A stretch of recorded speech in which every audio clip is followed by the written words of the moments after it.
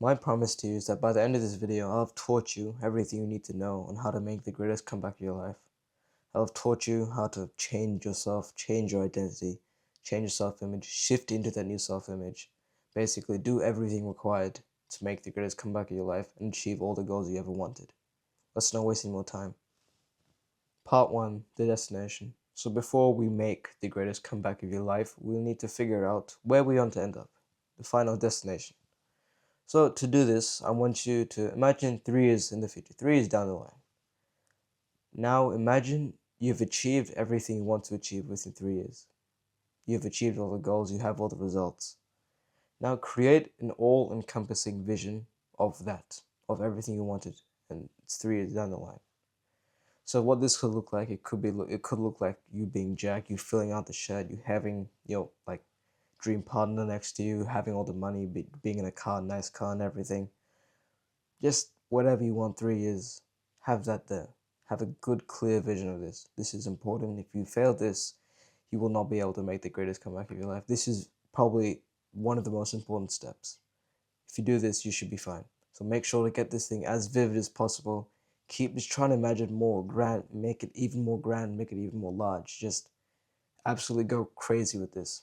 You need to get a good, clear vision.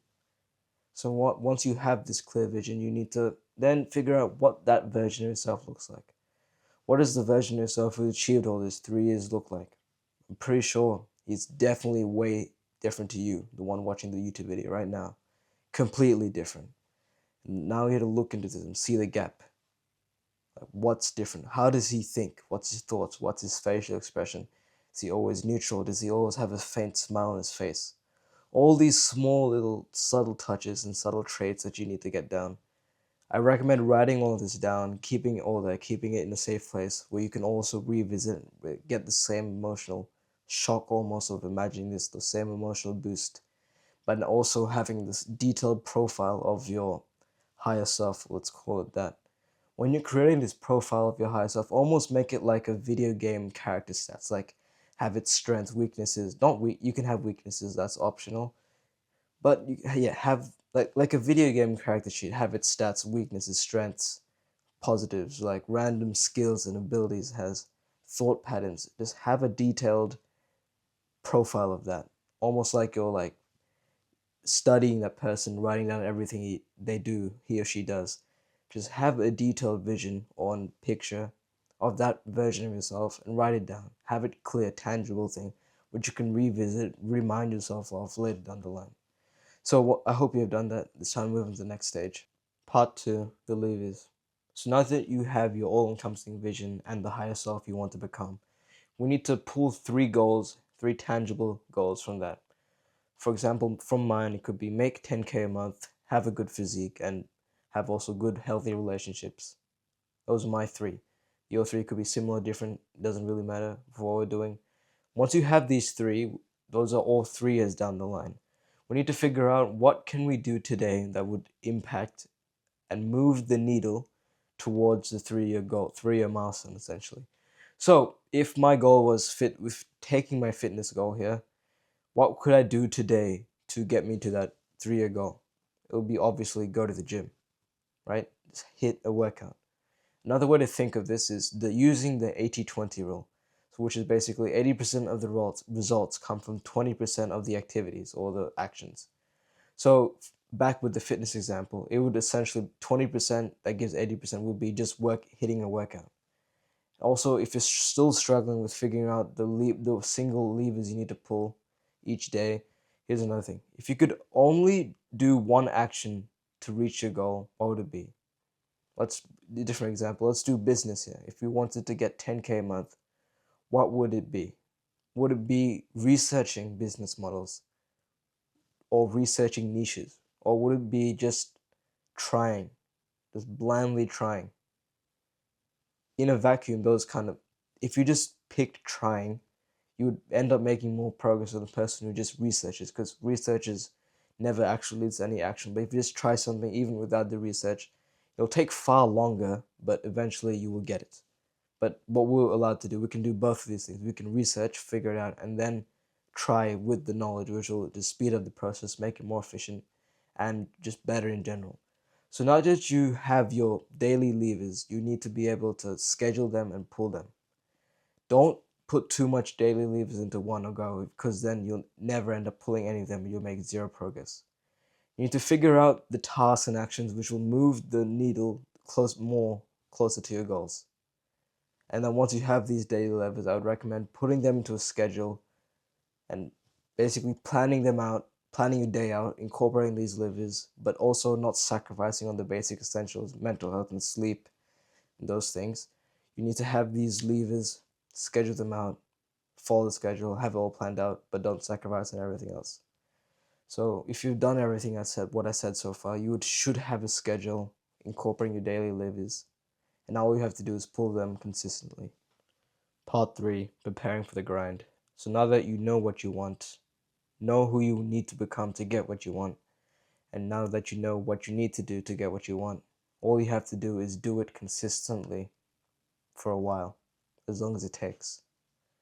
Now that you have your schedule, the thing I recommend to do is imagine the sheer discipline of your higher self, the sheer unwavering focus that he has when he's following routine, the stillness of his mind as he works out, the clarity of his thoughts when he does his business work, and the presence he has when he's with his relationships and doing all that stuff. Just imagine your higher self in these scenarios, how he acts, how he behaves. I want you to almost write these down as well and have a small transcript of actions. If you want your higher self to be more charismatic, you would see what does he actually do? Because when you say charismatic, what does that mean? Does he smile, shake people's hands, gives them a firm handshake? Does he look people in the eye when he's speaking? Does he listen? Does he know his head? All that kind of subtle little actions you'll need to have there. Include them and write them down and have them ingrained in your mind. Then now, as you're watching, so when you feel that you can do this right now, you don't have to wait 3 years. You are capable of doing those actions, those little micro actions which create the big overall effect of something. For example, charisma. If you want to be more charismatic, essentially go to people, shake their hands, eye contact, smile, say hi, everything, that kind of stuff. That basic level stuff for you, and you continue to progressively overload, essentially. The hardest part about this section is being consistent. It's natural that our old self-image will probably try to sabotage and fight its way back into our mind, and we must fight it back and keep our higher self there.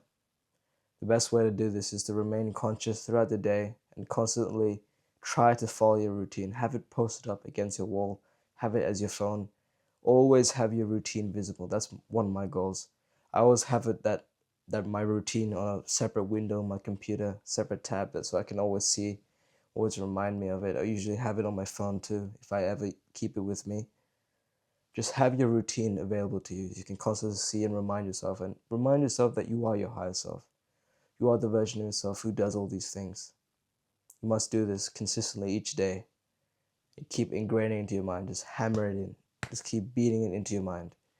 You need to have this strong hope that you will achieve. This unwavering sense of faith that no matter what happens to you in the day-to-day, you will still, within 3 years, you will achieve that goal. All-encompassing vision. You must have this conviction to say that stuff, you will do it. It takes practice and eventually you will get it. So, part 3, all you have to do is keep sticking to the schedule, pulling the levers, and incorporating more of your higher self's traits into your day-to-day life until, without you knowing, you'll already be your higher self. So that's it for part 3. Part 4, disappear and make the greatest comeback of your life. So now that you have your schedule and you're sticking to it, or plan to stick to it, part 4 is essentially you have to pull away from the world a bit. Because the people you know and people you spend your time with will continue to reaffirm your old self-image. The version of yourself you hate, the version of yourself who's convinced you to relapse on whatever addiction you have, convince you to procrastinate on his work, convince you to stay the same, and eventually get worse over time. You will need to cut yourself away from these people and continue to reaffirm this identity as your new higher self. Minimize your inputs, essentially. You will need to have only one input, which is your mind telling you the higher self, reading that paper you wrote of your all-encompassing vision every day in the morning. I'd recommend doing that. Just reminding yourself of who you are, who you want to be, and who you are becoming. That is what you should do. Part 4. Always imagine yourself like it's like a caterpillar turning into a butterfly. It puts itself in a cocoon, isolated from like the outside world. It continues to build on itself, and then eventually it comes out as a butterfly. This is what you're in the cocoon stage essentially. You have to put your head down, start working, grind, pull the levers, and do everything. And here's the greatest part of this whole thing. You can smile through it. Your higher self would smile through it, and so can you. When I say put your head down, I don't mean put your head down in shame and just be sad and almost like David Goggins, God, I hate my life, but I still have to do this. But essentially, have this small smirk on your face. Be proud that you're being something greater, pulling your levers, getting closer each day. That is what you do. You should have this hope and faith, as I mentioned previously. You will be happy when you do this. That's the greatest part of this whole thing. Where if you follow what I said here, you can smile through the grind and enjoy it as much as you would when you enjoy reap the actual rewards. That's the greatest thing. If I could say one more thing, I'd say just smile through it. You will enjoy the grind as much as you can, because know that each step you do, each time you pull a lever, you're getting closer to achieving your goals and eventually the all-encompassing vision. Steps closer to achieving everything. That's good. That's great. So I hope what I said has helped you, and I hope you take it to heart and follow what I said. So I have a newsletter in the link description. Also, I have my self-image program, Identity Reset. It's currently in pre-sale, but if you join now, you get it forever, lifetime price for free, and get to keep it. So that's great. So I hope you click the link in the description, see that down, check out the newsletter, and I'll see you in the next one.